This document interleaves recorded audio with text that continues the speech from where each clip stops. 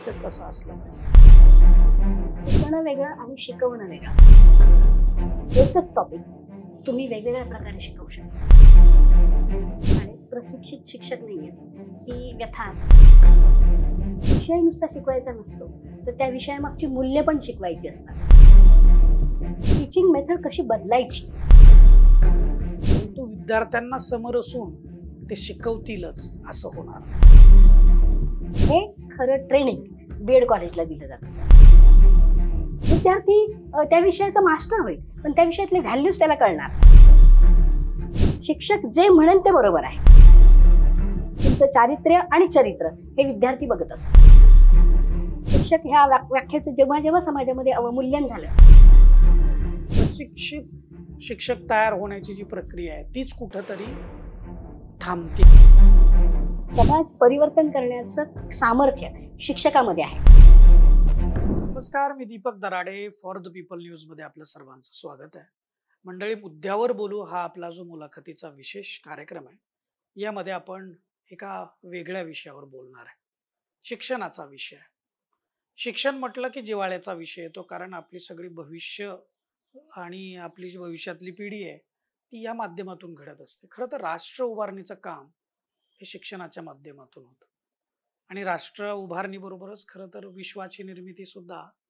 जर हे जग सुंदर शांत जर राहायचं असेल तर इथं चांगली माणसं आवश्यक आहेत. आणि चांगली माणसं कुठून घडतील तर ती शिक्षणाच्या माध्यमातून घडतील. इतकं या शिक्षणाचं महत्व आहे. आणि हे जर साध्य करायचं असेल तर या शिक्षण व्यवस्थेमध्ये आपल्याला प्रशिक्षित आणि दर्जेदार शिक्षक हवेत. मग आपल्या भारताची काय परिस्थिती आहे? बरं, देशाचं बोलत असताना आपल्या जवळचं सोडायचं आणि देशाचं बोलायचं असं नको. आपल्या आजूबाजूला काय परिस्थिती दिसते, या सगळ्या गोष्टींविषयी आपण बोलणार आहे, जाणून घेणार आहे.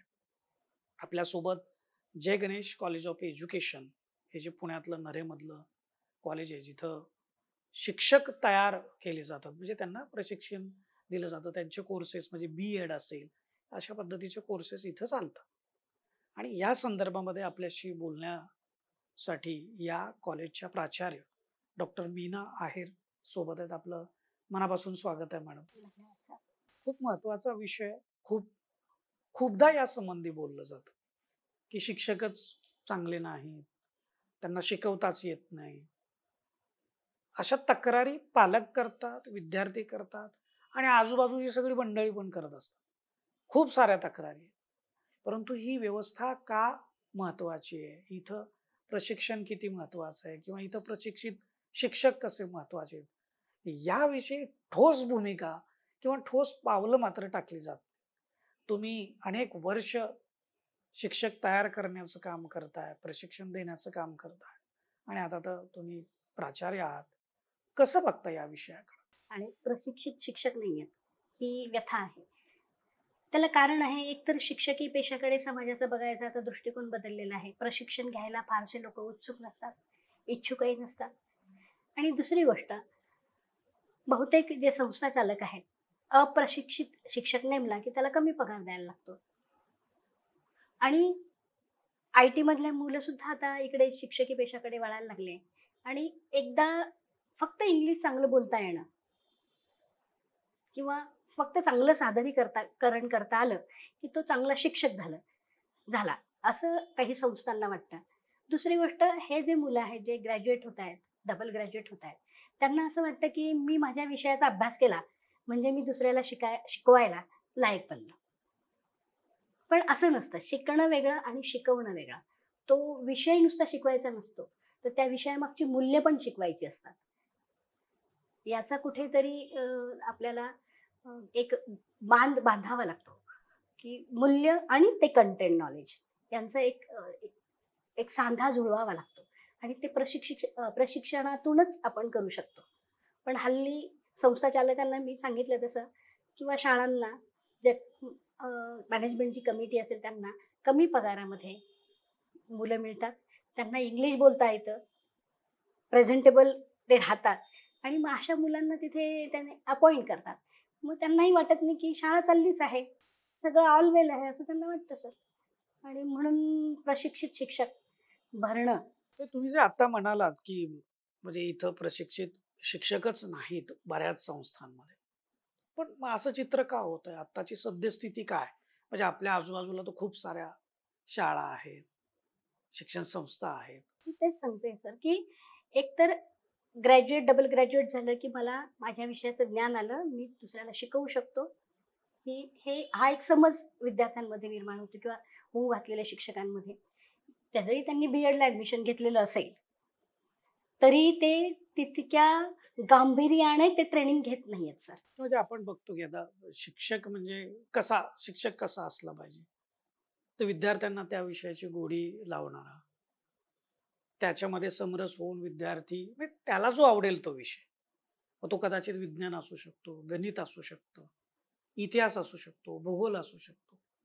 वेगवेगळे विषय आहेत आणि त्या विषयाचं ज्ञान देणं इथपर्यंत ते शिक्षण मर्यादित नाही.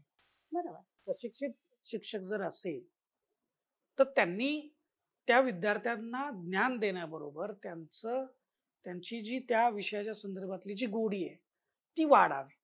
या संदर्भातलं खरं तर शिक्षण देण्याचं काम करावं, असं म्हटलं जातं. पण नेमकं काय आहे? म्हणून ते खरं समजून घ्यायचं आहे, की तुम्ही ज्यावेळी इथं प्रशिक्षित शिक्षक तयार करता, त्यांना नेमक्या कोणत्या पद्धतीनं हे शिक्षण दिलं जातं? म्हणजे त्याला प्रशिक्षित शिक्षक आहे, असं का म्हणावं? कारण एकतर सर प्रत्येकालाच कॉन्फिडन्स असतो असं नाही. कधी-कधी नॉलेज असतं पण कॉन्फिडन्स नसतो सादरीकरणाचा. बी-एड कॉलेजमध्ये तो कॉन्फिडन्स, आत्मविश्वास विकसित केला जातो. मग मायक्रो टीचिंग सारखे असेल म्हणजे एखाद्या विषयावर 5-5 मिनिटच बोलतो. मग एखादा विषय तू 5 मिनिटं स्पष्ट कर. एखादा विषय तू 5 मिनिटं कथन कर. एखाद्या विषयावर 5 मिनिटं तू प्रश्न विचार. वेगवेगळ्या लेव्हलचे म्हणजे आकलन स्तरावरचे, ॲप्लिकेशन स्तरावरचे असे वेगवेगळे प्रश्न विचार. कारण प्रश्न हे उद्दिष्टानुरूप विचारले जातात. म्हणजे विद्यार्थ्यांच्या आकलन क्षमतेला जर आव्हान करायचं असेल, तर तो प्रश्न वेगळा असेल. तर या प्रकारचं स्किल डेव्हलप करण्याचं काम बी-एड कॉलेजमध्ये होतं सर. तर हे जे स्किल आहे, ते डेव्हलप करण्यासाठी एकतर विद्यार्थी इच्छुक असला पाहिजे आणि उत्सुक असला पाहिजे. तो आला पाहिजे कॉलेजला. तो शिकला पाहिजे. आत्ताची परिस्थिती काय? विद्यार्थी फारसे यायला इच्छुक नसतात. उत्सुकही नसतात. तितकं गांभीर्याने घेत नाहीत ते. कारण हल्लीच्या मुलांचा कॉन्फिडन्स बऱ्यापैकी आहे. पण विषयाला धरून बोलता आलं पाहिजे. असं बोलणं वेगळं आणि विषयाला धरून बोलणं, हे मी शिकलं पाहिजे. ही जाणीव कुठेतरी आजच्या विद्यार्थी शिक्षकामध्ये कमी होते आहे. त्याला वाटतच नाही, की मला हे यायला हवं. त्याला वाटतं, की नाही कंटेंट नॉलेज आहे, मी कसंही कुठेही उभा राहील आणि शिकवायला सुरुवात करेल. पण असं नसतं सर. वयोमानानुसार एकच टॉपिक तुम्ही वेगवेगळ्या प्रकारे शिकवू शकता. आता उदाहरणार्थ पायथागोरस जर घेतला आपण प्रमेय, हे 8वी पण आहे आणि 12वी पण आहे. मग 8वी जसं तुम्ही शिकवता, तसं 12वी शिकवणार का? बीएडमध्ये हे शिकवलं जातं, की तू कोणत्या वर्गाला, कोणत्या वयोगटाला, कोणता घटक कसा शिकवशील. अध्यापनाच्या पण पातळ्या ठरलेल्या आहेत ना सर. त्या पातळीनुसारच त्यांनी शिकवलं पाहिजे. म्हणजे लहान मुलांमध्ये जर तुम्हाला शिकवायचं झालं, तर तुम्ही नाचून गाऊनच शिकवलं पाहिजे. 8वी-9वी तुम्ही पीपीटीज तुम्ही जर मीडिया वापरत असाल तर किंवा पीपीटीज वापरत असाल, तर त्या कलरफुल असल्या पाहिजे. तेच तुम्ही कॉलेज लेव्हलला गेलात तर कलरफुल आणि डोळ्यावर येणारे भडक रंग देऊन चालतील का?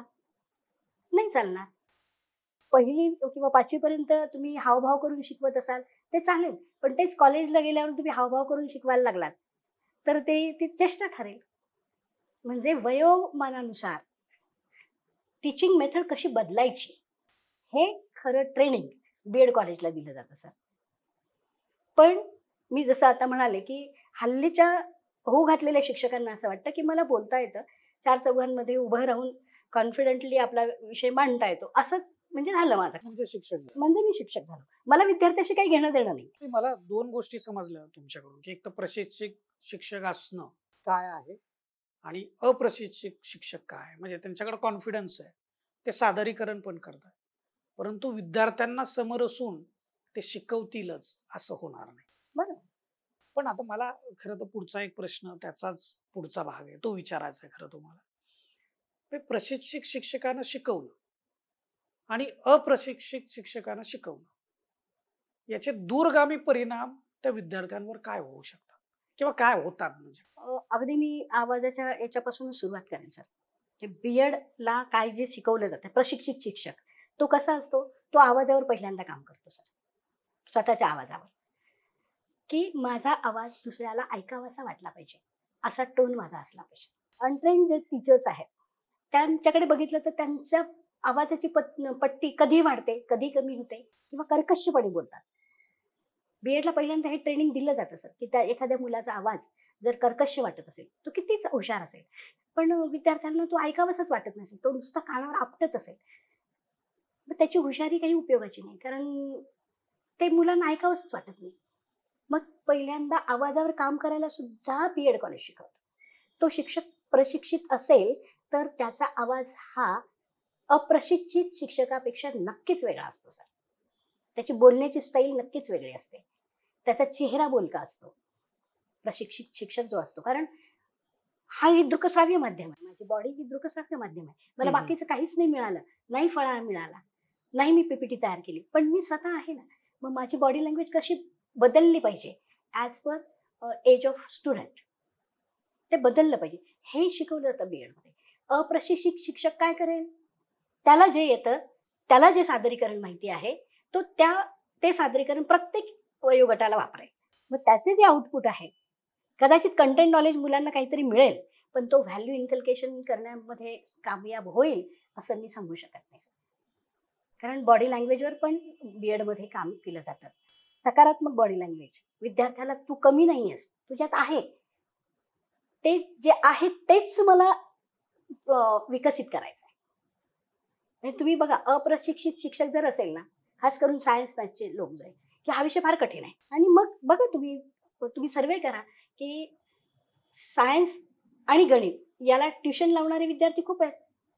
तेच तुम्ही जिल्हा परिषदेच्या शाळा घ्या किंवा ग्रँटेड स्कूल्स घ्या किंवा इतर जिथे चांगले शिक्षक आहेत, प्रशिक्षित शिक्षक, मग भले ती नॉन ग्रँटेड स्कूल असेल, तिथले शिक्षक असं म्हणणार नाही की हा विषय फार अवघड आहे.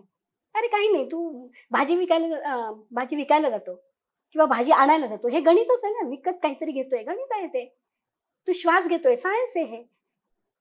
म्हणजे जो ट्रेंड टीचर आहे तो विद्यार्थ्यांना सांगतो की हे तुला माहित आहे, त्याला कॉन्फिडन्स देतो. हा, त्याला कॉन्फिडन्स देतो. फक्त ते कसं सायंटिफिक वेने तू आत्मसात कर, तुझा अप्रोच, कारण सायंटिफिक ॲटिट्यूड तयार होणं पण गरजेचं आहे सर विद्यार्थ्यांचं. ते प्रशिक्षित शिक्षकच तयार करू शकतो, अप्रशिक्षित शिक्षक नाही, असं माझं ठाम मत आहे सर. याचे परिणाम खूप होतात. हो, परिणाम होणारच ना सर. विद्यार्थी त्या विषयाचा मास्टर होईल, पण त्या विषयातले व्हॅल्यूज त्याला कळणार नाही. भले त्याला सायन्स तो पाठ करेल. बघा तुम्ही जर तुम्ही सर्वे केला किंवा काय, की शास्त्र विषय असेल, गणित विषय असेल, पाठांतरावर जास्त भर देतील ती मुलं. जे अप्रशिक्षित शिक्षकांच्या हाताखाली शिकतायत ते मुलं, आणि प्रशिक्षित शिक्षकांच्या हाताखाली जे मुलं शिकतायत ते ऍप्लिकेशनवर भर देतील. हा फरक आहे. तुम्ही जेव्हा सायन्स एक्झिबिशन असतं तेव्हा बघा तुम्ही, तो फरक तुम्हाला जाणवेल. तुम्ही मूल्यांचा उल्लेख केला बोलता बोलता. शिक्षक हा फार महत्वाचा घटक समजला जातो सगळ्याच क्षेत्रामध्ये, पण तिथं मूल्य पण खूप आहे. म्हणजे शिक्षकांनी हे करू नये, शिक्षकांनी ते करू नये. हे मूल्यांचा तिथला गाभा जो आहे तो फार असा भरीव आहे. बरोबर आहे, मग त्या दृष्टिकोनातून शिक्षक हा घटक किती महत्वाचा आहे. फार महत्वाचं आहे सर. पण शिक्षकांना मुलं आयडॉल मानतात. बरोबर आहे. ज्यावेळी संस्काराचं ते वय असतं त्याच वेळी नेमकं शिक्षक हा सर्वाधिक त्यांच्याशी निगडीत असतो. अगदी बरोबर आहे सर. म्हणजे शिक्षकाने स्वतःवर बंधनं घालून घेणं अपेक्षितच आहे सर, कारण तो विद्यार्थ्यांसाठी आदर्श घटक आहे. एक विशिष्ट वयामध्ये सर, लहान वयामध्ये आपण घेऊया, मुलं जेव्हा शाळेमध्ये प्रवेश करतात इयत्ता 7वी पर्यंत, शिक्षक हा केंद्रस्थानीच असतो त्यांच्या आयुष्याच्या. शिक्षक जे म्हणेल ते बरोबर आहे. मग त्याचे घरचे आईवडील पीएचडी झालेले असेल तरी ते त्यांचं ऐकतीलच असं नाही. मग अशा वयोगटाला जर तुम्ही शिक्षक म्हणून शिकवत असाल तर तुमचं राहणीमान, तुमचं विद्यार्थ्यांना वागवण्याची पद्धत, मूल्य हे शिकून होत नाही सर, ते निरीक्षणाने आत्मसात केली जातात. आचरणामध्ये म्हणजे शिक्षकाच्या आचरणामध्येच असलं पाहिजे ते. मग ते आचरणाचं निरीक्षण करून मुलं शिकतात किंवा मुलं तसं आचरण करायला लागतात, तसं बिहेवियर करायला लागतात. शिक्षक रागवत नाही, कोणती गोष्ट चुकली तर समजून सांगतात की हे जर किंवा जवळ मायेने जवळ घेतात. एखादी गोष्ट छान झाली तर मायेने पाठीवर शाबासकीची थाप देतात. या गोष्टी त्या वयोगटामध्ये फार आवश्यक आहे. याच कारणामुळं शिक्षकांना एक ते जे प्रोफेशन आहे शिक्षकांचं, त्याला एक नोबेल प्रोफेशन म्हटलं जातं. हो. नोबेलच कारण शिक्षकाचं कामच आहे विद्यार्थ्याचं आयुष्य घडवणं. सर आई-वडील जन्म देतात. पण पुढे जे वयवर्ष 5 पासून तर जवळ-जवळ आपण 25 वर्षापर्यंत शिक्षकच त्यांच्या आयुष्यामध्ये असतो. तो जर शिक्षक चांगला मिळाला, तर विद्यार्थी खूप सकारात्मक दृष्टिकोनातून म्हणजे त्यांचा निर्माण होतो दृष्टिकोन आणि जगाकडे बघण्याची एक कणव किंवा एक काय म्हणूया तदनुभूतीपूर्ण त्यांची दृष्टी निर्माण होते. मग हे सुद्धा म्हणजे शिक्षका पेशामध्ये जो येतोय त्याने हे समजून घेतलं पाहिजे, की मी इतर पेशांपेक्षा माझा पेशा वेगळा आहे. त्यामुळे माझं चारित्र्य आणि चरित्र यातून तुमचं हे महत्वाचं असतं आणि तुमचं चारित्र्य आणि चरित्र हे विद्यार्थी बघत असतो. त्यामुळे निष्कलंक चारित्र्य आणि चरित्र असणं फार गरजेचं आहे सर. कारण हल्ली मास मीडियाच्या माध्यमातून विद्यार्थी तुम्हाला Instagramवर बघतो, तुम्हाला Facebookवर बघतो, तुम्हाला WhatsAppवर बघतो. तुम्ही कसे मेसेज करता, कसे फोटो तुमचे व्हायरल होतात, हे सगळं विद्यार्थी ऑब्झर्व्ह करतो. आमच्या वेळेस नव्हतं सर. म्हणजे आमचे शिक्षक आम्हाला समोर दिसायचे. पण आता मी समोर पण दिसते आणि काय म्हणू वर्ल्ड प्लॅटफॉर्मवर पण दिसते. मग तिथे सुद्धा मी ॲज अ टीचर म्हणूनच दिसते का? हे पण बघणं शिक्षकाचं काम आहे ना सर. तो जिथे कुठे जाईल. जगातले सगळे क्षेत्र बदलत असताना, लोक बदलत असताना, त्यांचं रंग, रूप, वेशभूषा सगळं बदलत असताना शिक्षक बदलणार नाही, असं आपण कसं म्हणायचं? किंवा शिक्षकाने ते तसंच ठेवणं शक्य आहे का? शिक्षकाने बदलत्या जगाचं ज्ञान ठेवणं अत्यंत आवश्यक आहे. तसं बदललं पाहिजे त्याने. कारण समाज परिवर्तित होतोय. बदलत्या समाजाच्या गरजा त्यांनी लक्षात घेतल्या पाहिजे. पण त्याने त्याचं वागणं जे आहे, ते आयडियल जे वागणं आहे, ते बदलू नये सर. शिक्षक हा आदर्शाची एक चौकट आपली ठरलेली आहे सर. त्या चौकटीतच शिक्षक बसला पाहिजे. की शिक्षक या व्याख्येचं अवमूल्यन होऊ नये. येस. शिक्षक ह्या व्याख्येचं जेव्हा समाजामध्ये अवमूल्यन झालं, तेव्हा तो समाज समाजाला ढासळला. ढासळला. मूल्यहीन झालेला आहे. आपण कितीही बघितलं असतं स्वातंत्र्यपूर्व कालखंडही आपण बघितला असेल. स्वातंत्र्योत्तर कालखंडही आपण बघितलाय. जी समाज परिवर्तनं झालेली आहे, त्या समाज परिवर्तनामध्ये शिक्षकाचा खूप मोठा हात आहे. हे समाज परिवर्तन करण्याचं सामर्थ्य शिक्षकामध्ये आहे. पण त्याच्या आदर्शाच्या चौकटीला तो स्वतः धक्का न लावता ते परिवर्तन झालं, तर तो शिक्षक चिरकाल स्मरणात राहतो. मी जर इथे तुमच्यासमोर वेगळी आहे आणि मी बाहेर रस्त्यावर मोठ्या-मोठ्याने ओरडायला लागले, शिव्या द्यायला लागले, तर माझ्या विद्यार्थ्याच्या मनामध्ये माझ्याबद्दल कधीच स्थान निर्माण नाही होणार. आणि शिक्षक जगत असतो तो विद्यार्थ्याच्या मनात सर. तो जगला पाहिजे. आणि हे ते खरं आहे, की जगण्यासाठी म्हणजे शिक्षकाचा रोल फार महत्वाचा आहे. त्याची भूमिका फार महत्वाची आहे. म्हणजे पुढे जाऊन तीच मुलं त्यांचे जे विद्यार्थी आहेत, कोणी सायंटिस्ट होईल, कोणी इंजिनियर होईल, कोणी डॉक्टर होईल, कोणी वेगवेगळ्या क्षेत्रामध्ये ते जातील. परंतु ती जी गोष्ट निर्मिती त्यांची असेल, त्यांच्या कामातून, त्यांच्या सेवेतून, त्यांच्या ज्ञानार्जनातून, ती समाज विघातक असेल, की समाज उपयोगी असेल, हे त्या शिक्षकांनी त्यांच्यावर केलेल्या संस्कारातूनच कदाचित उपजत ते त्याची वाढ होईल असंच असेल का?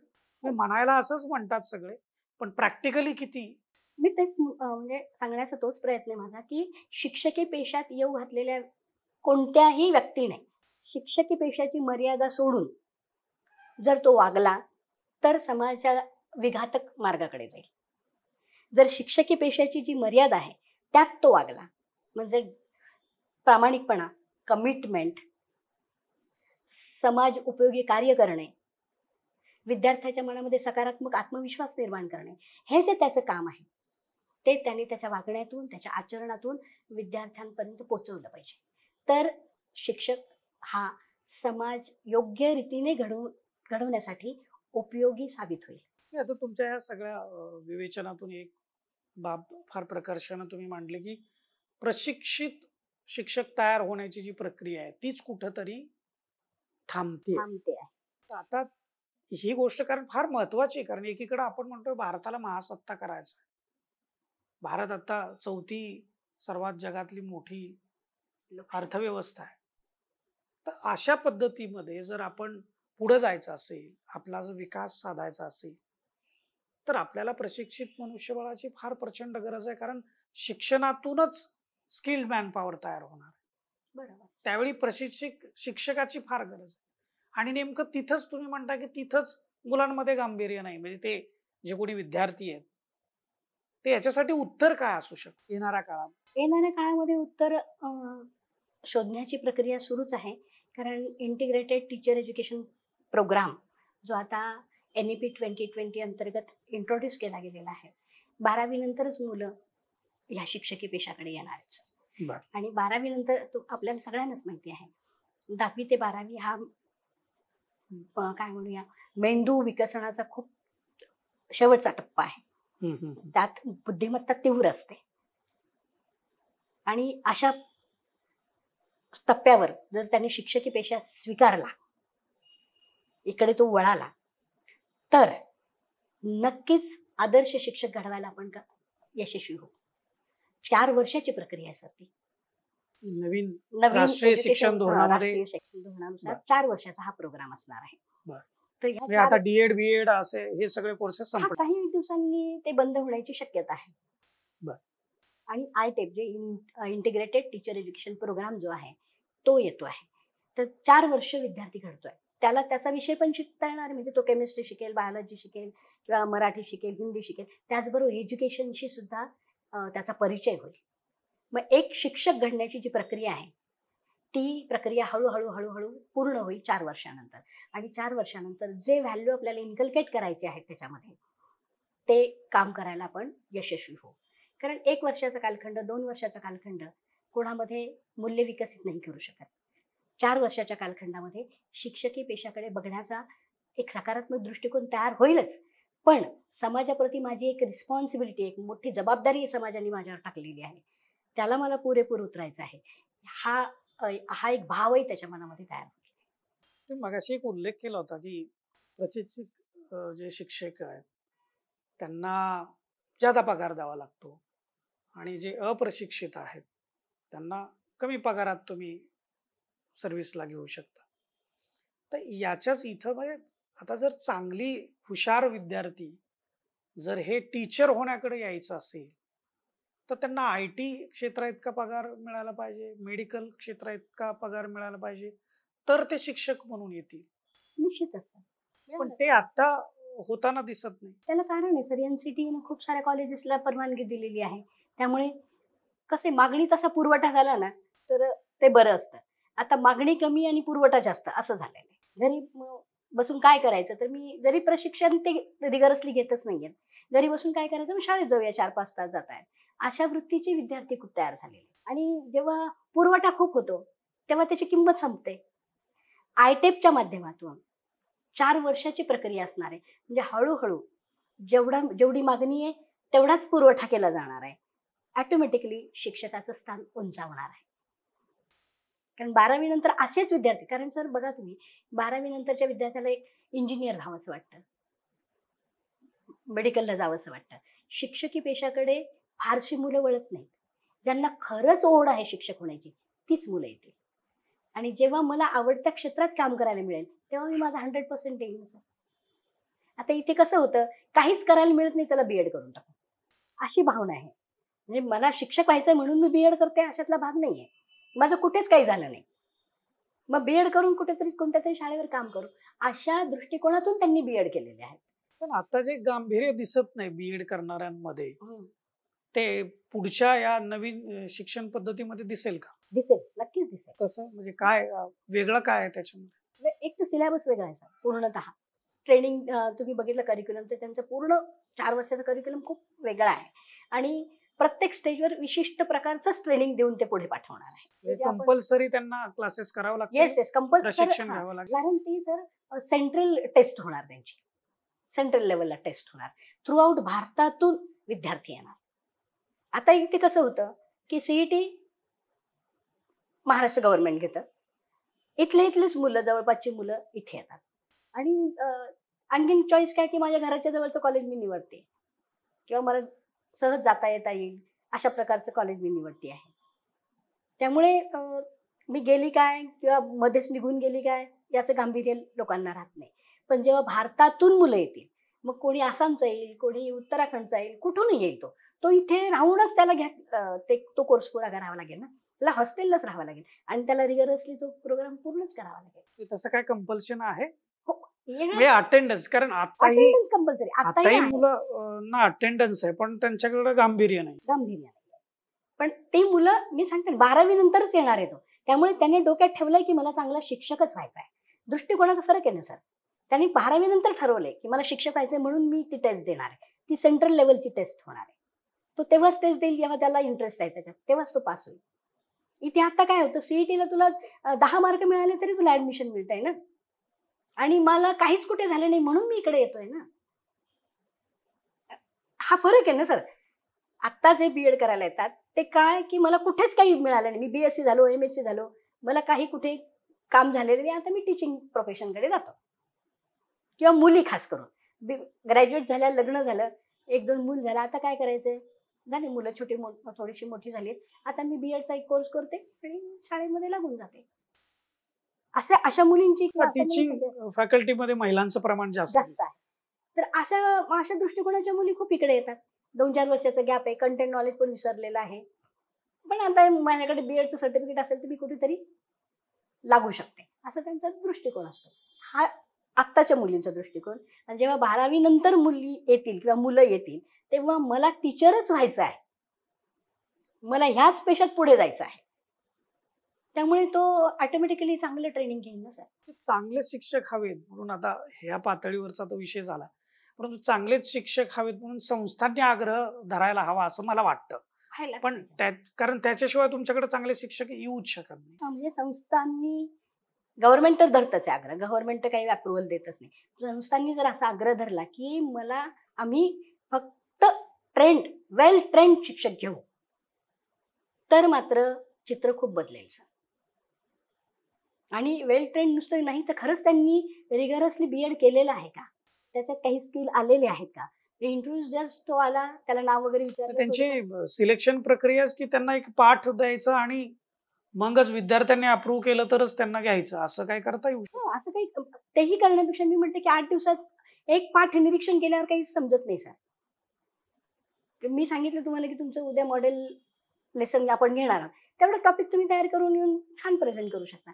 पण 8 दिवस त्याला काम करू दे. तुम्ही ऑब्झर्व करा की तो का क्लास कंट्रोल करतोय का, तो विद्यार्थ्यांशी कसा वागतोय, त्याचं एकूणच पंक्च्युअलिटी किती आहे, वेळेत येतो का, मधल्या वेळेत तो विद्यार्थ्यांना कसं डील करतो, या सगळ्या गोष्टी ऑब्झर्व करा आणि मगच त्याला ठेवा, मग आपला सर्व्हिस द्या. त्यांनी तसं होत नाही. 35 मिनिटाचा 1 तास त्यात ते 10-20 मिनिटाचंच हे ऑब्झर्वेशन करतात. बरं, ऑब्झर्व करणारा शिक्षक तरी ट्रेंड आहे का चांगला, ते पण बघितलं पाहिजे ना. दुसरं एक म्हणजे एकदा आपण शिक्षक घेतला पण तेवढ्यावरती भागणार नाही, वारंवार त्याला प्रशिक्षण देणं ही सुद्धा गोष्ट फार महत्वाची. त्याच्याकडे तुम्ही कसं बघता? तर आता जसं जिल्हा परिषद या ज्या संस्था आहेत, म्हणजे प्रशिक्षण शिबिर किंवा प्रशिक्षण जो कार्यक्रम आहे तो एखाद्या पिकनिक सारखा असो. हा, ते बरोबर आहे. पण आता हल्ली तिथे कसं ट्रेनिंग होतं, कारण मी शालेय लेवलला शिकले नाही किंवा शिकवलं नाही कधी, त्यामुळे मला त्यांचे ट्रेनिंग्स कसे आहेत ते माहिती नाहीये. पण ते ट्रेनिंग घेतले जातात एवढं मला माहिती की शेड्यूल लागतं त्यांचं, ते ट्रेनिंग घेतात.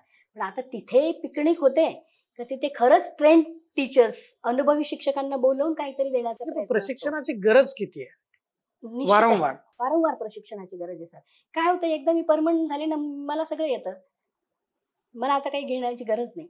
पण जेव्हा शिक्षण क्षेत्रामध्ये म्हणजे बीएड च्या संपूर्ण जो तुम्ही कालावधी बघितला किंवा त्यांचं जर करिक्युलम बघितला तर त्याच्यामध्ये वारंवार बदल होत असतात, वेगवेगळे स्किल येत असतात, नवनवीन प्रवाह येत असतात, त्यानुसार ते बदल करतात.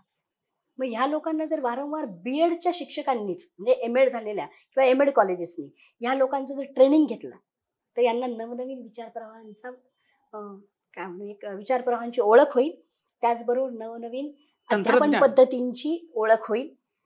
असं कनेक्शन असलं पाहिजे सर, शाळा आणि एमएड कॉलेजेस जे टीचर ट्रेन करतात अच्छा. अशा संस्थांचं कोलॅबरेशन झालं पाहिजे. कारण नुसतं जाऊन तुम्ही 2 दिवसाचं ट्रेनिंग घेऊन काही होत नाही. अतिशय छान विचार तुम्ही म्हटला आणि खरं तर या विषयाच्या संदर्भामध्ये तुम्ही सखोल असं विश्लेषण केलेलं आहे. पण आपण बघितलं की आहेर मॅडम ज्या बोलल्या त्या अगदी खरी वस्तुस्थिती आहे. हे आपल्या आजूबाजूला अनेक शाळा आहेत, परंतु त्या ठिकाणी ट्रेन शिक्षक किती आहेत, प्रशिक्षित शिक्षक किती आहेत आणि असंच म्हणजे आता बऱ्याचशा म्हणजे हे काही महिला भगिनींच्या विरोधातलं स्टेटमेंट नाहीये किंवा त्यांचं कौतुक करण्यासाठी नाही, जी वस्तुस्थिती आहे ती फक्त मांडण्याचा हा विषय आहे, की टीचिंग फॅकल्टीमध्ये सध्या महिलांचं प्रमाण जास्त आहे. कारण घरचं पण करायचं असतं आणि त्यासोबत एक टाईम बाउंड जी एक नोकरी करता येईल, असा तो एक विषय आणि ते क्षेत्र असल्यामुळं टीचिंग फॅकल्टीमध्ये येण्याला जास्त प्राधान्य हे महिलांचं राहतं. परंतु त्याच्यातून आपल्याला खरंच एक चांगलं मनुष्यबळ घडवण्यासाठी जी प्रक्रिया आहे, ही शिक्षणामधूनच होणार आहे. आणि प्रत्येक टप्प्यावरचं शिक्षण म्हणजे केवळ एका टप्प्यावरचं नाही. मग ते प्राथमिक शिक्षण असू द्या, माध्यमिक असू द्या किंवा उच्च माध्यमिक असू द्या. ह्या सर्व स्तरांमधलं जे शिक्षण आहे, त्या ठिकाणी प्रशिक्षित शिक्षकाची कशी गरज असते आणि प्रत्येक टप्प्यावर शिक्षकाचं जे काम आहे, ते कसं बदलत जातं शिकवण्याचं, ते सुद्धा आपल्याला आहेर मॅडमने अतिशय व्यवस्थित आणि मुद्देसूद त्याची मांडणी केली. देशाला जर महासत्ता व्हायचा असेल, तर किती मोठी गरज आहे तुमच्या लक्षात आलं असेल. म्हणून शिक्षक हा फार महत्वाचा आहे. म्हणून त्याचं असणं फार महत्वाचं आहे आणि त्याचं मूल्यात्मक असणं फार महत्वाचं आहे. म्हणजे बाकीच्यांनी काहीही नंगा नाच केला, तरी तो चालणार आहे का? तर नाही चालणार आहे. त्याचंही समर्थन नाही होऊ शकत. कारण पालक म्हणून, समाज म्हणून आपण ते सुद्धा जे आपली जबाबदारी आहे, ती झिडकारून चालणार नाही. केवळ शिक्षकाला जबाबदार धरून चालणार नाही. शिक्षक महत्वाचा आहेच, पण त्यासोबत आपण सुद्धा महत्वाचे आहे. त्यामुळे इतरांनी कसंही वागा आणि फक्त शिक्षकांनी आदर्श विचारसरणीमध्येच वागलं पाहिजे, असाही आग्रह धरून चालणार नाही. सगळ्यांची जबाबदारी आहे, परंतु शिक्षकांची जबाबदारी ही जास्तच आहे, हे मात्र निश्चित आहे. तुम्हाला याविषयी काय वाटतं? ते व्हिडिओच्या खालील कमेंट बॉक्समध्ये आपण जरूर आपलं मत नोंदवा आणि फॉर द पीपल न्यूज चॅनलला आपण लाईक करा, सबस्क्राईब करा, फॉलो करा आणि हा व्हिडिओ जास्तीत जास्त लोकांपर्यंत पोहोचवा. धन्यवाद.